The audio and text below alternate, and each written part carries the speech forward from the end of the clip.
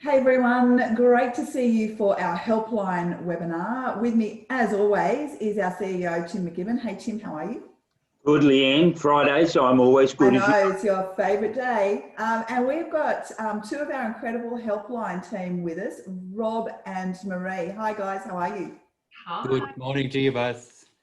Thanks for taking the time to join us. And Marie, I understand it's your last day. You're going to leave us this afternoon off to have a baby. Correct. Only temporarily leaving, not permanently leaving. Beautiful. Well, that's very, very exciting. So thank you for spending part of your last day with us. We really appreciate it. Thanks for having me. So let's start with a topical issue that I only just became aware of this morning. We all know that there's a jurisdictional issue with NCAT. And that has resulted now, Rob, I believe, in property managers having to let tenants know when landlords move. Tell me it's not true. Well, they do have to let tenants know when landlords move, particularly if they move interstate or they move out of New South Wales. You'll note on the new form of lease, which was only published on Forms Live yesterday for the first time, that there's a box that if your landlord does not live in New South Wales, then you have to put the state or the territory into that box where they do live, or if they live overseas, not in Australia, of course, then the country where they do reside, their principal place of residence, that is. If they do live in New South Wales, there's not a requirement to write anything in there. So I suppose the bulk of landlords will probably be along those lines, but there'll be plenty of them that won't. And so Rob, just to be pointed about this, if I'm living in New York, and I have property here in New South Wales, I live in New York, and my job takes me from New York to London, and I now live in London. What are my obligations there? Well, the obligation on the lease is to have a contact details for the landlord. You don't actually have to have their physical address on the lease. You may have an email, you may have a phone number. Most people are probably relying on an email address. But what's additionally been required now is just to note what state or what country they might live in. Now, not that anybody can sort of write them a letter, because, I mean, not a lot of people live in every state. So it doesn't actually give you a direct home address or residential address for the landlord. So the only reason that I can imagine is it's got something to do with the jurisdictional issue with NCAT, that probably they've been clogged up and they're trying to be able to get on top of this maybe earlier in the process. I don't know. But other than that, I can't see any particular reason why it's even necessary. I mean, they need to focus on the problem they're trying to solve, and the problem that needs solving is a jurisdictional issue. Well, very much that, or the fact that if you can go back to what we always considered appropriate, was to put the address of the real estate agent on. It was always care of the real estate agent. Now, legislation didn't actually change with regard to that. It's just that they had a new interpretation of what the legislation that was already in place meant. And that said, no, the address of the landlord or a contact details for the landlord actually meant the direct contact details, not care of somebody else. Yeah. So, I mean, that was a new interpretation, that came in, I guess, a year or so ago. Yeah. Influenced their change in the standard form of lease. So if back to my example, if you have an email address on the lease, saying a Hotmail address, says this is the landlord's Hotmail or Gmail address, so that provides the contact details. From my conversation with Fair Trading, I understand that is sufficient. But then if they've got that Gmail address that they can contact the landlord, and again, the landlord moves from New York to London, as I understand it, the landlord has 14 days to notify the tenant of that move, which I don't understand what they're trying to achieve. I think that what you would be required to notify is that the landlord has moved from the United States to the United Kingdom. I don't know what. Why is it anybody's I don't know what that achieves, anyway. but they can write a letter to the landlord in the United Kingdom if they want. I don't think they're going to get it. So I don't know what it is. Yeah. Yeah, well, it is certainly a question that I'm going to take directly to the Minister's office because it's getting quite farcical. All righty, we've got a whole lot of questions that we know you two get asked on a regular basis. So let me just start with some of the property management ones, seeing we're in that space right now. In relation to the landlord information statement, is it a requirement of the agent to obtain an acknowledgement from the landlord that they have read and understood the statement each and every time you enter into a lease?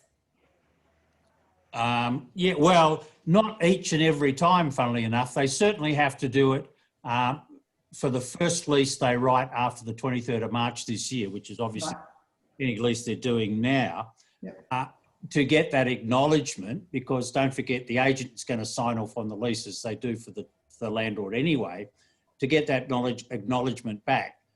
That's really a protection for the real estate agent, because you can imagine that if something went pear-shaped in the tenancy down the line and an owner turned around and said, oh, but you didn't know me about this, or I didn't know I had to do that. You can always refer back to the fact, well, actually it's in the landlord information statement and you acknowledged that you... Yeah, and so you've got to do it after the 23rd of March. What about the next tenancy?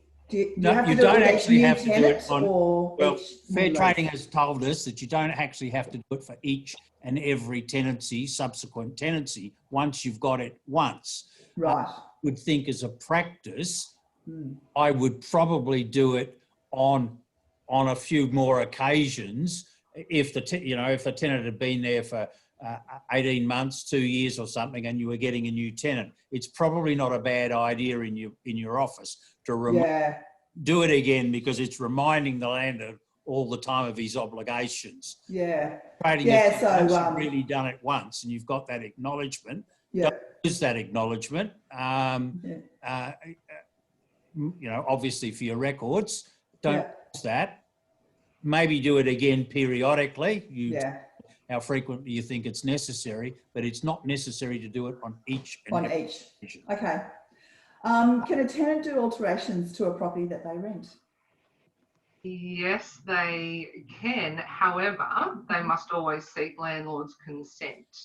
Okay. So what came through in the legislative reform on the 23rd of March this year was what I suppose is considered to be of a minor nature. So that's where a landlord cannot unreasonably refuse if a tenant requests. And there's a whole list of things, even down to, planting a herb garden or a veggie garden if they wanted to. But one thing that I would definitely suggest and recommend to property managers is always make it clear if a tenant has made the request to do the work, even though the landlord cannot unreasonably refuse under certain circumstances, if it is of a minor nature, just make sure that the tenant is aware that they're obligated to repair and rectify or make good any damage that they may do in the process. Okay, cool. I've just got a question, and just a reminder to everybody that is watching, please just type your questions in and I'm happy to ask them directly to the team. Isn't the landlord statement in the managing agency agreement? Could you repeat? It is. Sorry, is the landlord statement in the managing agency agreement? On Forms Live it is, yes. So it is actually attached on Forms Live. Now, bearing in mind that only came into effect on the 23rd of March. So if you have a managing agency agreement that's dated or that you produced prior to the 23rd of March, you aren't going to have the landlord information statement attached. So that's where it's necessary to provide a copy to the landlord for them to sign off on, as Rob had already said. Yep. Okay. How do you define fair wear and tear? That's a great question. Fair wear and tear is, I guess, the deterioration that occurs naturally over a period of time for anything really, but in our case, obviously in a property, just through the natural use that you're allowed to do. There's always arguments about what is fair and tear. Fair wear and tear, though, is not an accident or not damage.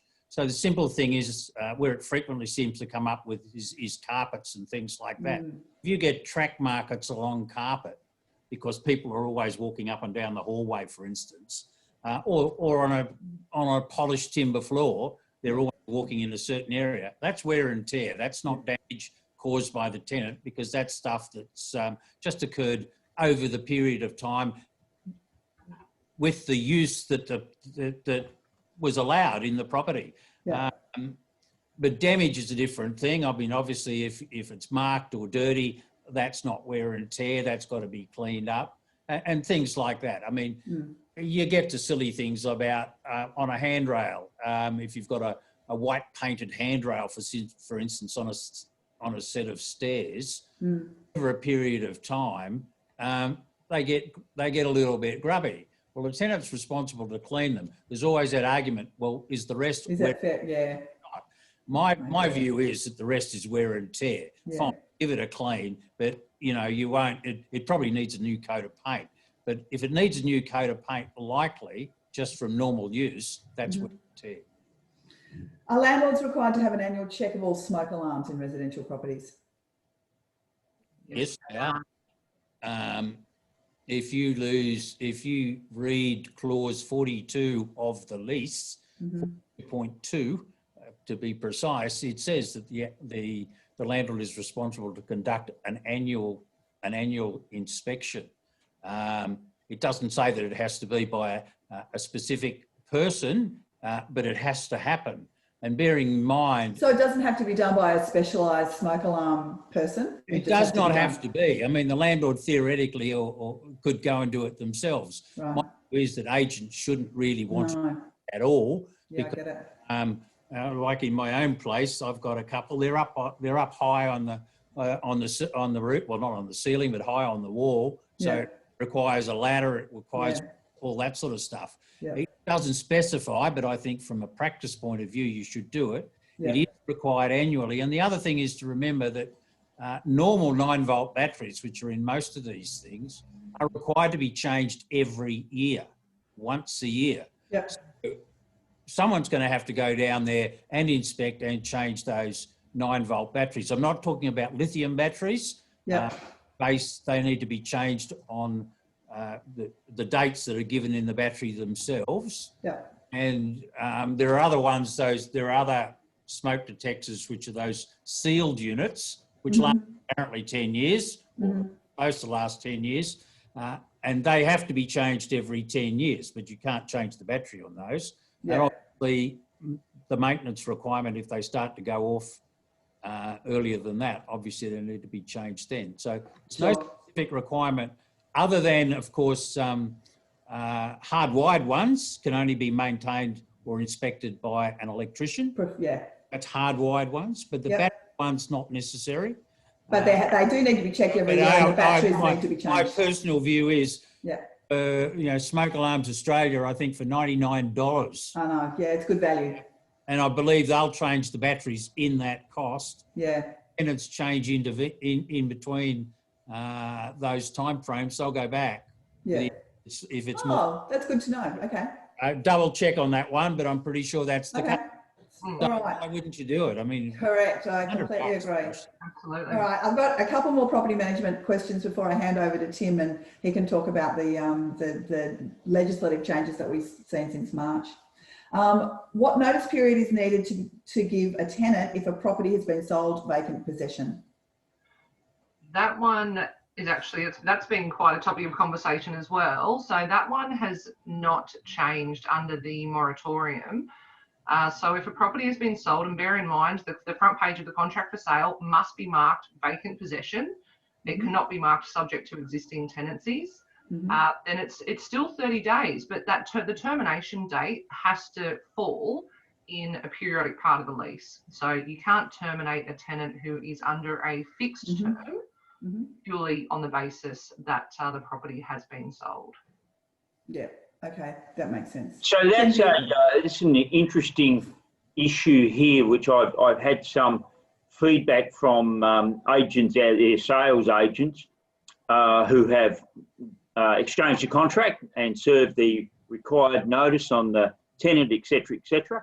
and the tenant has said, I'm not moving, and then this is what I've been told, they're not moving, and then so the landlord is trying to get it into NCAT and can't get it in there prior to settlement. Yep. We unfortunately we do hear of that on Helpline, and in some cases it is enough to warrant that the purchaser can rescind the sale. Yeah. You know, how is that fair for a vendor or a landlord? Oh, it's not, but don't let's start on fair. We'll be here all day. Okay, what's the required notice period for a termination notice at the end of a fixed term? It's 90 days. It's under the regulation, the COVID regulation, that was extended to a minimum of 90 days, and that regulation is now being extended for a further 6 months until the 26th of March next year. So you still are required, if you've got a lease ending in January, for instance, you're still required to give them 90 days notice. Okay. Well, a lease ending any time from now. Yeah, okay. Whilst we're on the topic of NCAT a second ago, can you just give us a bit more visibility about the delays that's going on with NCAT? Just for my own purposes, I'm fielding some calls on that. People are complaining. So I think generally you won't get one in under 6 weeks. I think it's floating 6 to 8 weeks. It always was probably around 5 or 6 weeks. So it has blown out a few weeks. I think probably a bigger issue is probably frequently they get there, they can't resolve it, and so the NCAT member says, "Fine, we can't resolve this now. We're going to have to go to a formal hearing, and I'll get the registrar to give you another date." And then you've got another 6 weeks to go. Seems to happen a bit, but yeah, it is causing problems, and particularly if you've tried to get possession because of non-payment of rent, which does require a certain process now to go to the Fair Trading Dispute Resolution Service to show that you've negotiated in good faith, then you wind up at NCAT after giving a termination notice 6 or 8 weeks later. If they don't give you a resolution straight away, then you still got a problem. You know, and a tenant might be just slipping further and further down the hole. But yeah, I mean, I don't know how you speed cases up with NCAT. You know, sounds like they need a lot more resources. Yeah, well, I think that's right. Yeah. And the great unknown here, Rob, is what's going to happen now that the moratorium has been extended, and the banks are going to be, I guess, moving in and putting additional pressure on the market and the like. It's going to be a very interesting few months, I would have thought. I think that's correct. I mean, vacancy rates have floated around and rents have floated around a bit. I mean, obviously in the central city, they've dropped quite a lot. I think I hear up to 15%. But in some of the regional areas, it's gone the other way. It's the other way, yeah. Well, I mean, if we can do business like this remotely, why do I have to live in the middle of town where I could go and pay less rent and live on a beach somewhere up the north coast or somewhere? Sounds like a great idea if you can find something to live in up there. Well, that's the challenge. Yeah, the rents have gone up in the other direction in those areas. So. Yeah. All right. I've had a question come in. And I know this is one that we've had time and time again. If an assistant agent has only received their certificate, let's say in February 2021, are they still required to do the CPD points towards the licence before the 22nd of March 2021? So it's an assistant agent. My understanding is they have to have been enrolled in a licensed course. Yeah. And there's a minimum requirement. So to my understanding, that's in existence from the 23rd of March this year. So they'll have to do some next year. Okay. And so they have to do something towards their license in the next in that period of time. I can't remember if it's 3 or 4 units. I don't know whether you guys. I think they say it's 3 units, minimum 3 units a year. Yeah. Which gets you nearly all the way if you You do it over 4 years. Yeah, Nobody is stuck with 4 years. You can do it in a much shorter time frame than that. sure. Would probably be my suggestion. If you Yeah, but the assistant agents need to be careful. They're not doing the mandatory CPD that licensed agents are doing. They're actually doing three modules of their anymore. It's a license course. It's the license course. Yeah. Beautiful. Thank you. Tim, I can hand over to you and to ask the questions about the industry reforms, if you like. Yeah. So just one to our two folks here in relation to getting a license, so going from a Class 2 license to a Class 1. The process there. So I guess it's there's a number of things that fall out of this question, Rob and Marie. Is how long does it take Fair Trading to actually do that, and am I entitled to a credit for that? So if I've paid for my Class 2 license for 12 months and only used up 6 months of that, then I get issued with a Class 1 license, and for another 12 months, do I get a credit for the 6 months that hasn't been that I haven't enjoyed in the Class 2?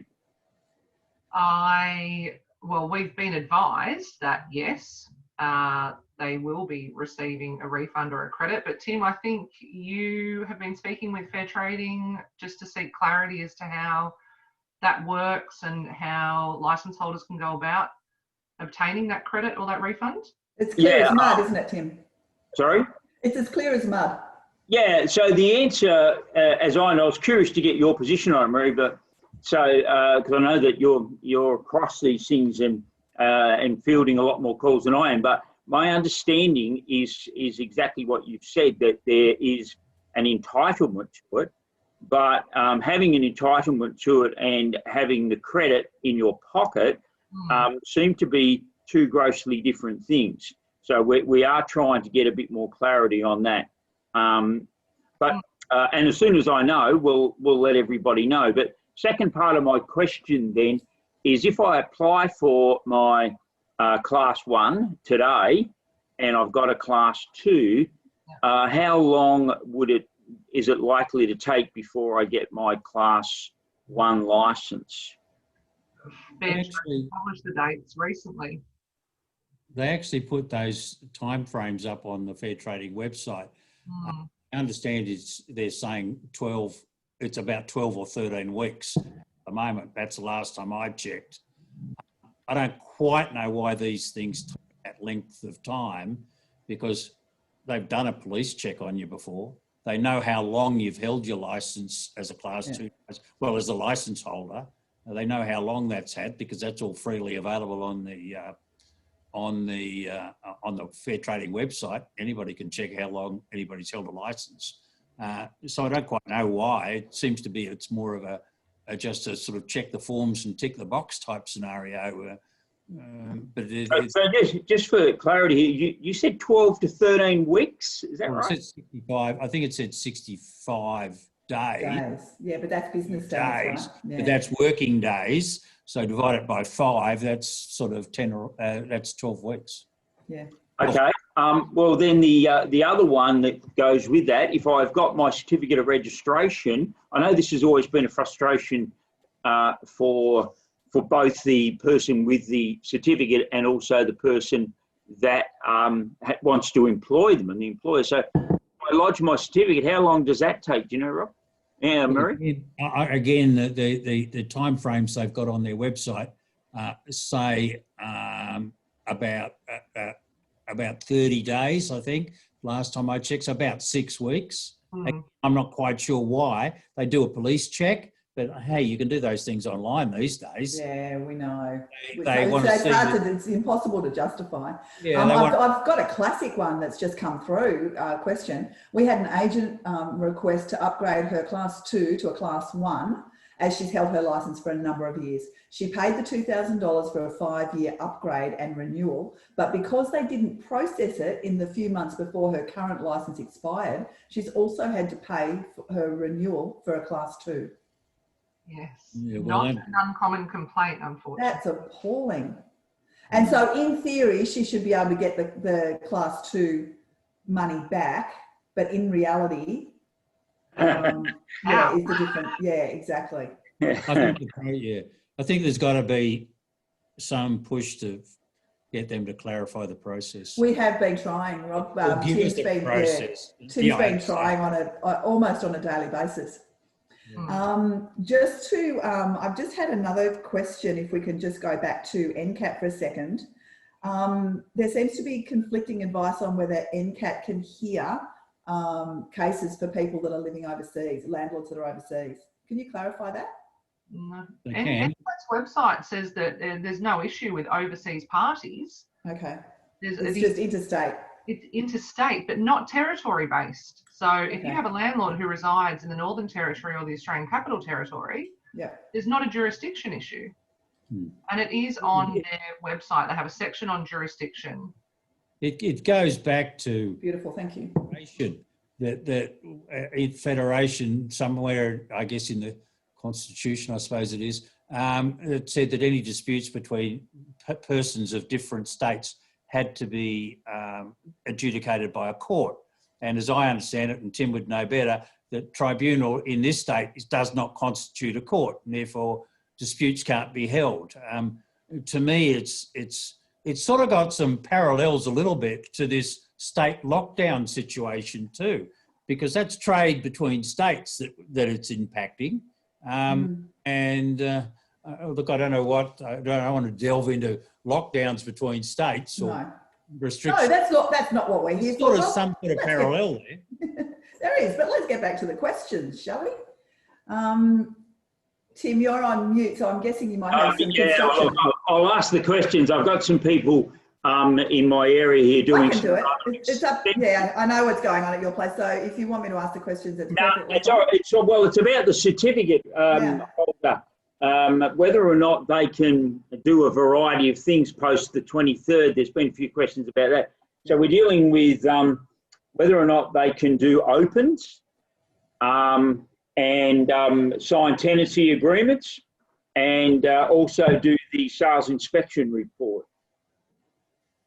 That's yes, yes, and yes. So certainly there is nothing restricting a certificate of registration holder or an assistant agent being able to conduct an open home, and whether that's for sales or for rentals. Likewise, signing a residential tenancy agreement, no restrictions there. Now, undertaking and completing the inspection report on their own, that's an interesting one. So yes, the assistant agent can certainly do that. However, the licensee, so the licensed agent who will be ultimately signing and executing that sales agency agreement, needs to make sure that the inspection report has been completed properly, it's been carried out properly, and that they are satisfied that the contents of the inspection report are true and accurate. How can they do that if they don't do the inspection? Well, this is where it does get even more interesting, I suppose. But have a look at, surely, so you'd be looking at an assistant agent, presumably, of course, would be working under that licensed agent. They'd be attending market appraisals together. I mean, I wouldn't imagine an assistant agent they're appraising properties on their own. So it stands. Well, they would be though. There'd be plenty of them that would be, because there's a lot of agents out there that haven't got their license, but they might have been selling real estate for 10 years or more. That is a very good point. But the fact that they can't enter into the agency agreement. I mean, look, on that's a different subject for me. I think that obviously anyone who holds an assistant agent qualification really needs to ensure that they upgrade to their Class 2 license as soon as possible to make sure that they can continue to undertake those duties. But to make sure that the licensed agent might have a checklist, they might have a list of questions that they might run through with their assistant agent. They'd be holding meetings, presumably, to discuss what activities the assistant agent has been up to, what properties they've inspected, and so on and so forth. So I think that it would be fairly, I'm not going to say easy, but I don't believe it would be difficult for a licensed agent to ascertain as to whether or not that sales inspection report is true and correct. Okay. And a certificate holder can sign a residential tenancy agreement? Correct. Okay, I didn't realise that. Okay, cool. Yeah, they're just, There's only a few limitations, actually. If you go to the regulation, I think it's section 4, that it limits what an assistant agent can do. And it actually says they can do all the functions of a real estate agent in that area, except, and the acceptance is actually sign the agency agreement. And the agency agreement is the bit that binds the agent to the landlord. It's the commercial agreement, if you like. So Right. the assistant agent can do that inspection. Okay. And I think it'd be up to the licensed person who was signing the agency agreement to know the capabilities of that assistant agent. I mean, at the moment, we've got assistant agents who've probably worked in the industry for 20 years because they haven't had to go through the process of getting a license. So they can sign things that are not binding the agency, but they can't sign well, things the that are agency binding. agreement's what's binding the agency. That says we're going to get 2.2 or whatever the selling, whatever the difference. Okay, cool. What we will do, taking up Mari's point, is we'll put a link on this recording to Leanne when it goes out. Yeah, just for sure. Enabling people to get some additional information on what is required to transition from your certificate of registration through to your Class 2 license. We'll put that up. Good. Definitely. Okay, I've got another question. I've applied to upgrade my license to a Class 1 as I've held a license for a number of years and I'm yet to receive confirmation that this has been approved. So I'm automatically a Class 2 license holder. Do I need to complete CPD requirements for a Class 2 license holder? My current license expires in December 2020 and I'll have to renew that if I still haven't received confirmation. Well, yes, but all license holders, Class 1 and Class 2, up till the 23rd of March next year, do the minimum 6 hours. Yeah. So in the current year up till March, whether you're Class 1 or Class 2, yes, you've got to do the 6 hours. From next year, from the 23rd of March 2021, then Class 1 license holders will have to do the 9 hours. Class 2 license holders will only have to do 6 hours. But the 6 hours will be the same for both classes of license. The extra 3 hours are an extra 3 hours. Yeah. On it. And of the 6 hours, 3 are going to be mandatory and 3 are elective. But, you know, that'll probably be easily sorted out. Yes. So, yes, but that's irrespective of when your renewal date is. So if your renewal date is in November, you would just renew your license at that point.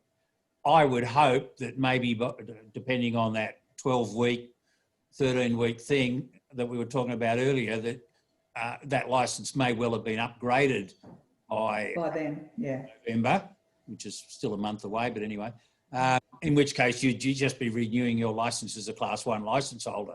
If it's not, you renew as a Class 2. You've presumably already paid your money for the upgrade, and you're in that process of, do I get something back and how does it come back and all that sort of business. Mm-hmm. Okay, thanks. Rob, you and Marie and Anne are fielding an enormous amount of calls each year. I must admit, I was very surprised when I read recently that it's over 10,000 calls a year that between the three of you you're actually fielding, which is an enormous amount. Is there a pattern, or sorry, is there a common question that you get that you know, you see coming through quite regularly? It varies from time to time. It depends what Fair Trading has just announced last week. Yes, exactly. What questions you'll get next week. I guess a heck of a lot of it in the last 6 months is related to COVID and all of that, and frequently about the termination notices and that we discussed earlier. But just to mention, Tim, over the last 12 months, it's over 13,500 questions. It took a big kick around March and April. I wonder why.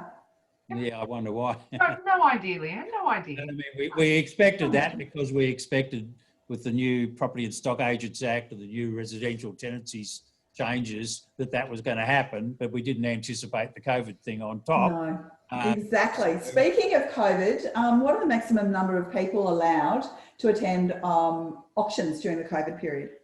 Well, there actually is no numerical maximum number. It's controlled by the space that you've got available. They removed or made an exemption. Most households have got the 20 visitor rule. They removed that exemption for auctions and opens. But of course, if you're running an auction, you still have to be able to provide the space, which is the 4 square metre per person. And hopefully they've got to socially distance to 1.5 metres from each other.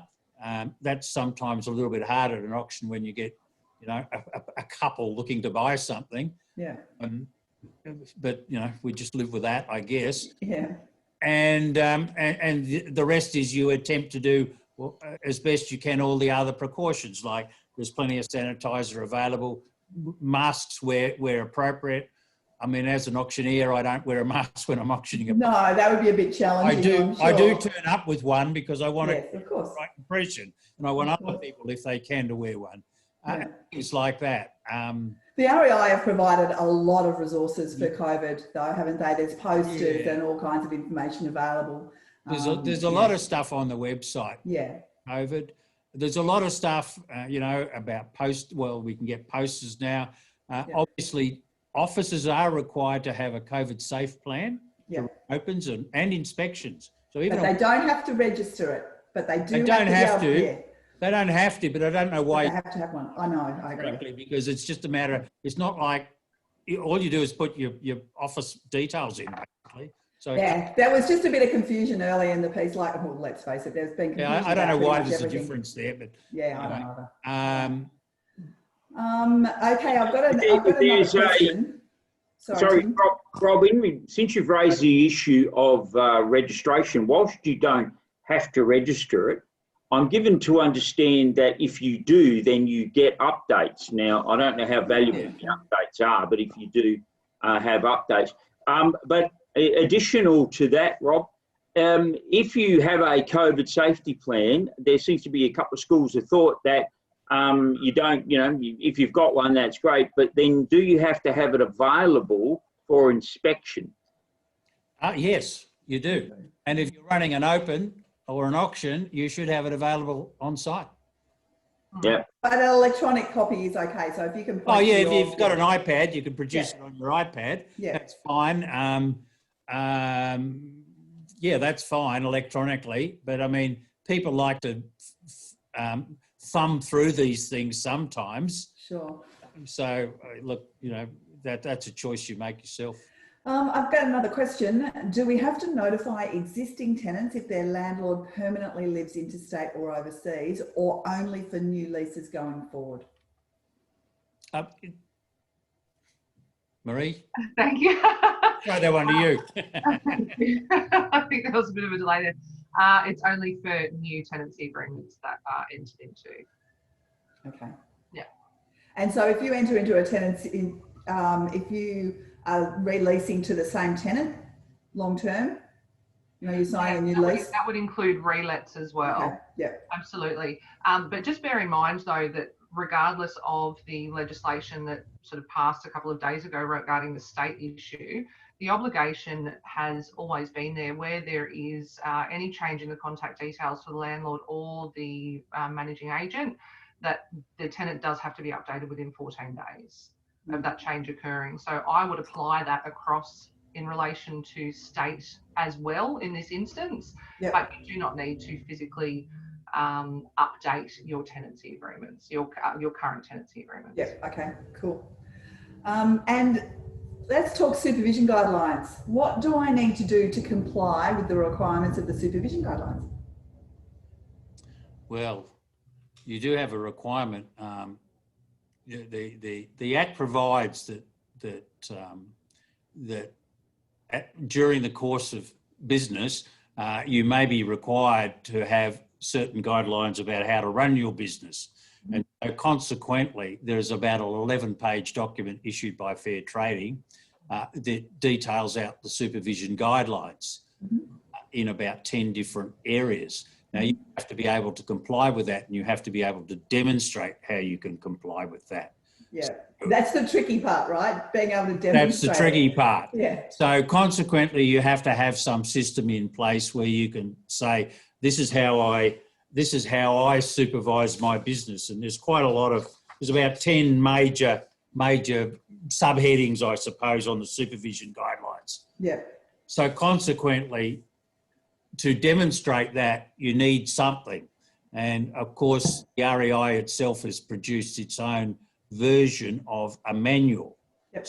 Obviously, a manual tells you how to do things. So the manual is telling you and giving you a structure around the things that you need to do and how you might record them and how you might be able to satisfy that requirement to demonstrate that you are undertaking these sorts of functions, which is supervising your business. And that's pretty extensive. And I mean, the REI supervision guidelines runs to 80 plus odd pages, and it's a dynamic document. So we can add things to it. It's an online document. Yeah, and that's the thing that I really like about that document is because it is online, we are able to update it in real time as things change. And as we know, things are literally changing every single week. Yeah. So I think that's really important that it's a document that we are responsible for updating. Definitely. Yeah, and there's lots and lots of checklists on it, and I mean, no problem. You will be able to download it as a PDF at some point. I'm not sure if that's actually occurred yet, but so you will be able to operate with a hard copy if you really want. That's not a problem. But the checklists are already there, and you know they're probably giving you the maximum that we think you need to do. You could tailor some of those requirements to your own particular operation. Don't tailor them too much because you don't want to. No, that's right. You've got to be careful what you're tailoring. Absolutely. Be careful what you do. Yeah. But it's available. It's a living document, and it's there now. And if you go onto the website, it's one of the major pictures that winds up on the carousel. And there's the process of purchasing it is all available to you there. Well, guys, if you've got any other questions, please just type them in because we won't have the team with us for too much longer. Sorry, Tim. We will also put a link to that as part of this recording when we put it out there as well. But Rob is right. It is a document. The supervision guidelines that we produced is a document, a living document, because of the speed at which changes are coming through, particularly now. And we plan to enrich that document as we go forward as well. So by way of some example, all of the COVID materials that we have produced over the last few months, we're going to put all those links in there so people can be able to access all of that. And additionally, some of the other products and services that we have that are designed to make agents more relevant to various transactions, that will be getting weaved into it as well. And Leanne, as far as changes coming through, I set my watch on Friday afternoons by Fair Trading sending me an email that says the world has changed for tomorrow's opens and auctions at 10 minutes to 5 on Friday afternoons, as you well know. Yes, indeed, I do know. So that's an indication. There's not going to be one of those changes this afternoon. All right. I'm confident. Not. Okay, we haven't got any other questions. Have you got any other questions, Tim? No, I don't think so. I had the list of them here, but I think I've covered everything. The idea about what COVID has done and the obligations that it's placed on people, particularly in that area, as auctions and opens, I think it is so critical that we do the right thing. We follow the rules, because the last thing we want to see happen is a spotlight get shined on this area. Absolutely. Yeah, we've been doing so well. I don't think we appreciate how well we've been doing as a country and as a state. I've actually got a question that's just come through, Tim, that you will be able to answer, because I know it's something that you have been drilling down on in your own, as only Tim McKibben can.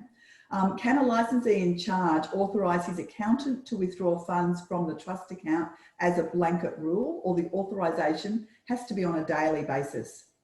Yeah, very interesting question, because and as a two-part, this is a two-part question. Second part, can the licensee in charge authorise his accountant to sign the cheque for the trust account? All right.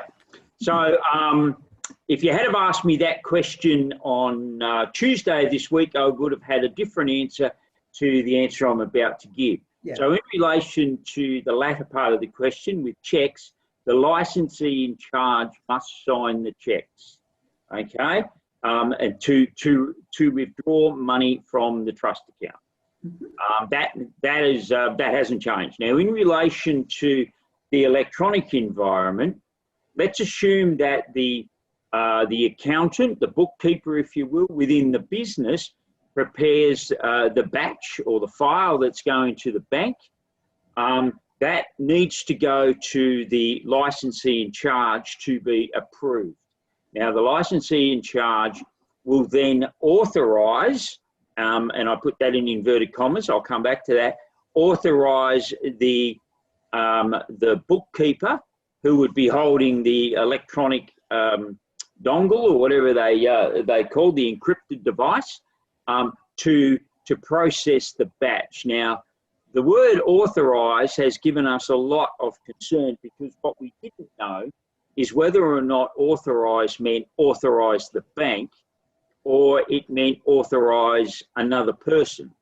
And now Fair Trading have said to us that what it says is authorise means that you can authorise somebody else to process the batch. Typically, as I said, the bookkeeper in the business, they can do that. However, I underline this, however, they must do that each and every time that the batch is to be done. So you can't give a delegation, if you will, or an authorisation to your bookkeeper, a blanket one, to do it each and every time. You have to inspect each and every batch and then process it. Now, if it is at all possible, I think from a best practice point of view, it's my personal opinion, is that you would want to do that authorisation yourself as the licensee in charge. In other words, you would hold the encrypted device, and you would, at all reasonable times, you would be the one that authorises the batch to go through. That's what I would do, but I appreciate businesses have different demands on them. I know, particularly the really big businesses. It's okay if you've only got a small rent roll and that sort of stuff, but if you've got a really big business, it's quite onerous for the licensee in charge to have to do that every time. I get it. As I said, so just another follow-up. Just a follow-up to that question. Licensee in charge to authorise his accountant to authorise. Do we have to keep the authorisation in writing? Yes, great question. Because if you give an authorisation to the bookkeeper, you need to demonstrate that by some document that you have done that. Now, I would have thought that an email or something along those lines, or a text message that would make reference to the batch that you're talking about, that there would be that authorisation. Now, I'm assuming that the batch would come through to the licensee in charge in some electronic form. They would inspect it and then give that authorisation. So they have created that that we used to call the paper trail, but the electronic trail in this case of the authorisation. But it is pretty. I would assume that the supervision guidelines have got some kind of process around that. Yeah, they do. And it's interesting, Leanne, because this morning I've made a note for myself to go and have a look at the supervision guidelines, because as I said to you, the supervision guideline, if I had have answered this question on Tuesday, I'd have a different answer than I'm giving today. So we will go and update the guidelines for that reason. And I have been privy to the multitude of emails going backwards and forwards about this very issue this week. So I've just, that person has also said, not practical for the licensee in charge sitting in front of the computer to click the token to send the batch to the bank. So yeah, we understand. So the licensee in charge can authorise somebody else to do that. You can do it. Like I said, it's for me, it would be best practice to remain in control of it. But I do accept that you're a lawyer, not a real estate agent. It is not practical for a lot of people. Yeah. Okay. Now, and going back to the assistant agent question, if an assistant agent has only received their certificate, let's say in February 2021, are they still required to do CPD points towards the license before the 22nd of March 2021? What if they only get it issued on the 20th of March? This time frame doesn't make any sense to fulfill. Well, if they got an assistant agent's ticket on a certificate on the 20th of March, it would have been upgraded on the 23rd of March to a 4-year certificate. Yeah. And they have until the 23rd of March to enrol in a license course and do those required topics. They don't do CPD. Assistant agents no longer do CPD. They do a license course. Yeah. If you had your license, or I beg your pardon, if you were given your certificate or renewed your certificate in January, February, up until I think about the 23rd of March or up to the 22nd of March, I guess, you would have been upgraded to a 4-year certificate already. Yeah. So holding a 4-year certificate, and within that time frame, you engage in a license course, doing an amount each year. And can I suggest, if you're spending time trying to make sense out of all of the decisions coming out of fair trading, that it's best just to let it go and be at peace. Don't try and make sense out of it, because you will go mental. Yeah. Trust me, I've tried. Okay, a couple of other questions. How should we go about disclosing to landlords outside of New South Wales that NCAT will not cover their tenancies? Is there something further REI will be putting out in relation to this? Well, I think we banged out stuff on that. Yeah. This is not a new issue. No, it's not a new issue. It's been going on for quite some time. Are we able to maybe, Tim, in the links, put something referring back to the any documentation or journal article or something that we've done? We'll do. Okay. I love it when I give you homework. Now, water compliance, is it necessary to be done annually or just at a change of tenancy? So it's actually a little bit more involved than just the commencement of a tenancy now. So it's at the commencement of a tenancy, and it is also any time you or the landlord, I beg your pardon, undertake any repairs or upgrades to any water saving devices. So anything that's listed as a water saving device, if you've got a leaking tap in a property and the landlord authorises you to send a plumber to repair that leaking tap, you will need to receive confirmation that the property is still compliant for water efficiency purposes. So commencement and any time there's a repair or upgrade to a water efficient device in the property. Okay. Yeah. Cool. Since you raised the issue, Leanne, of not trying to understand fair trading, I had a phone call earlier this week from a man wanting to do the business CPD, Rob. And as you've said earlier in this webinar, you don't have to do the business CPD until next year. Mm-hmm. Interestingly, he was told that he had to do it now, and that was the reason he contacted me, to find out what course he could do with this. And the other thing of interest was he's a Class 2 licence holder. So my suggestion is please ring us, not fair trading, because you are going to get a different answer when you call different people. So the smart set. That is true, yeah. The other point I would like to make, Liam, we talked earlier about having the licensed person sign the certificate person's agency agreement and various other things. Yeah. I think if you can possibly get your Class 2 licence, get it, because I think about, from my point of view, if a certificate person or assistant agent came to me and said, "Hey Tim, sign my business off for me, my agency agreement and all the rest of it, I'm taking the liability on for all of that, and I'm not getting a solitary penny out of doing it. So I've got a big question mark over whether or not I would do it. So I think it would do. It is the right thing for you to do if you can get it going. It makes no sense not to get it done. It's not that complicated. Okay, so COVID safety plans. Last time you said we had to display the COVID safety plan at opens and auctions. Is that still the case now? You don't have to display the COVID plan, do you? No, you don't have to display. I think you've just got to have it available. Yeah, that's right. But there are stickers or whatever you get. You see posters and so forth to we're a COVID safe restaurant or something like that. And that as part of the download. When you register it, you can download those things.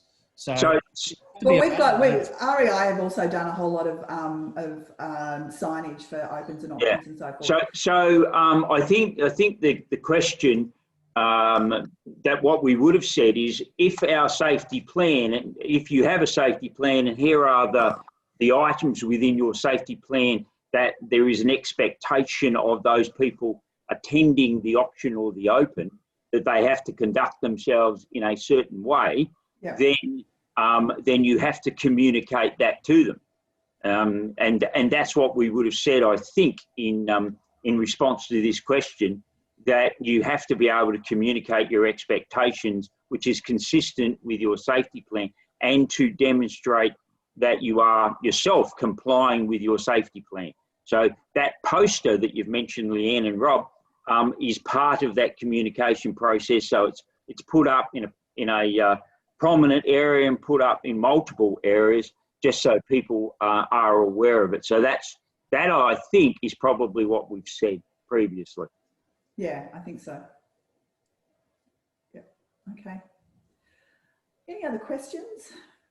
No. I think we have. I think we've extracted an enormous amount of information from Rob and Marie. So okay. maybe going back to the supervision guidelines. I mean, there are 10 areas which are mentioned in Fair Trading's guidelines, which our manual addresses. But I mean, it goes to things like requirement to prepare operational procedures.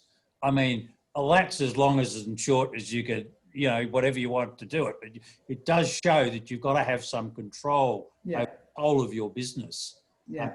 It probably is turning licensees in charge into business managers who no longer get involved in the day-to-day business of selling, no longer get involved in the day-to-day property management issues. And it really is a challenge. It's okay for the big businesses out there that have got operational people and general managers and operations managers and all that sort of thing. But for the smaller businesses where the principal is responsible for everything, it's really a challenge. I've had a lot of feedback about it. Yeah. I think that's where the big impact is going to be, is in the smaller business, where some 3 or 4 person, 5 person business where someone's taking on all of this. It's going to impact on them much more strongly than someone who's already got support services there around them. Yeah.